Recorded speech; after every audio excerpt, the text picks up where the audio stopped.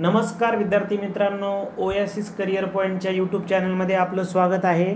या व्हिडिओमध्ये आपण पाहणार आहोत सेट नेट परीक्षा पेपर क्रमांक 1 साठी अत्यंत महत्त्वाचं असणारं प्रकरण म्हणजे डाटा इंटरप्रिटेशन, ज्याला आपण माहिती विश्लेषण असे देखील म्हणतो। भाग 23वा व्हिडिओ, ज्यामध्ये आपण DIचे सराव प्रश्न पाहणार आहोत। या अगोदर आपण 22 व्हिडिओ बनवले आहेत।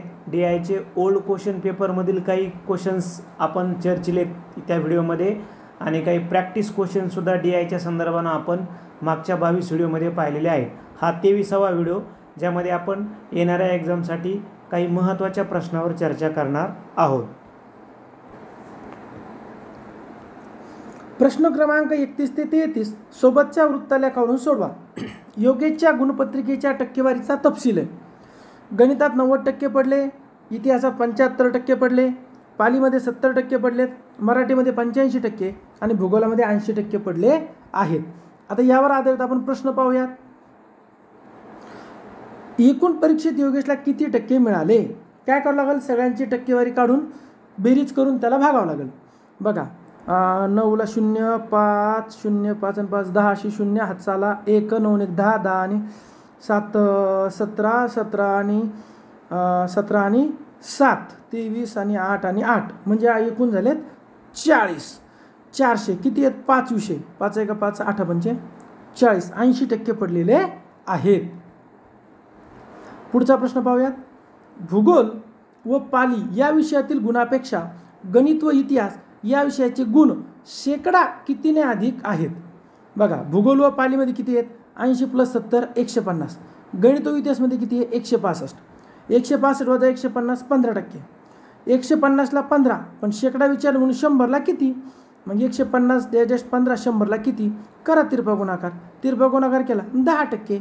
ऑप्शन नंबर हे आपलं उत्तर होणार आहे। पुढे पाहायचं आहे आपल्याला। जर योगेशला एकूण 600 गुण मिळाले असतील तर एकूण परीक्षा एकूण किती गुणांची होती? मग आपण काढूयात। एकूण 600 गुण मिळाले, सर्व विषयांची टक्केवारी 400%, म्हणजेच 400% बरोबर 600 गुण, तर 5 विषय म्हणून 500%। मग 400ला 600 तर 500ला किती? करा तिरपा गुणाकार, त्रिराशी मांडली, 750 गुणांची परीक्षा होती। पर्याय क्रमांक C हे आपलं उत्तर होणार आहे। नेक्स्ट क्वेश्चन आहे आपला की आलेख काढण्याची तत्वे कोणती आहेत? बरं, आलेख काढण्यासाठी योग्य प्रमाण निवडावे, बरोबर आहे ना? तुम्हाला जर आलेख काढायचा आहे तर त्यासाठी प्रमाण घ्यावेच लागणार। म्हणजे पहिलं बरोबर, आलेखाला स्पष्ट व सर्वसमावेशक शीर्षक असावे, बरोबर आहे। आलेख कशाचा? याला शीर्षक तुम्हाला स्पष्ट आणि समावेशक असावं, हे पण बरोबर। वाय अक्षावरील चलांची सुरुवात 0 पासून करावी। बघा, हा वाय अक्ष असतो, हा एक्स अक्ष असतो, बरोबर आहे। 0 पासून सुरुवात करून याला पुढे पुढे जावं, हे पण बरोबर। आकडेवारीचा संदर्भ सांगावा। संदर्भ सांगावा लागतो की 1 cm बरोबर किती? ही आकडेवारी कशाची आहे, कशासाठी आहे, त्याचं प्रमाण किती आहे, म्हणजेच वरील सर्व बरोबर आहे। आलेख काढण्यासाठी या चारही गोष्टी बेसिक फॉलो करणं आवश्यक आहे, तरच तो आलेख योग्य होणार आहे।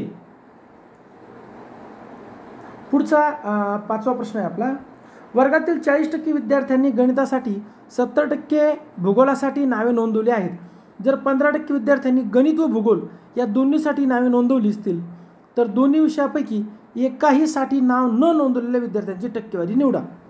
वेन डायग्राम नाही जमतं आणि कॅल्क्युलेशन नाही जमतं। गणित भूगोल 15, 40 वजा 15 25, 70 वजा 15 35, 15 25 55 95, 100 वजा 95 5। हे बघा, 15 दोन्ही विषयाला, गणितात 25, भूगोलात 55। सगळं जर आपण काढलं तर 5 आपल्याला उत्तर मिळतं। Option number C। अशा प्रकारे आपण DIचा हा व्हिडिओ पाहिलेला आहे 23 क्रमांकाचा। आपण 15 जून 2025 साठी 12 सराव पेपर PDF घेऊन आलो आहेत, ज्यासाठी तुम्हाला 450 रुपये फीस 98 23 24 71 91 या नंबरला पाठवायची आहे। ही फीस पाठवल्यानंतर तुम्हाला 12 पेपर PDF स्वरूपात ॲन्सर की व विश्लेषणाचा व्हिडिओ मिळणार आहे। हा शेवटचा पेपर 27 एप्रिलला असेल। त्यानंतर 4 पेपर म्हणजे हे 12 व प्लस 4 पेपर हे आपण याच फीसमध्ये आपल्याला देणार आहोत। व्हिडिओ आवडल्यास लाईक करावा, आपल्या मित्रांनाही शेअर करावा। त्याचबरोबर ओएसिस करिअर पॉईंटचे यूट्यूब चॅनल सबस्क्राईब करावे.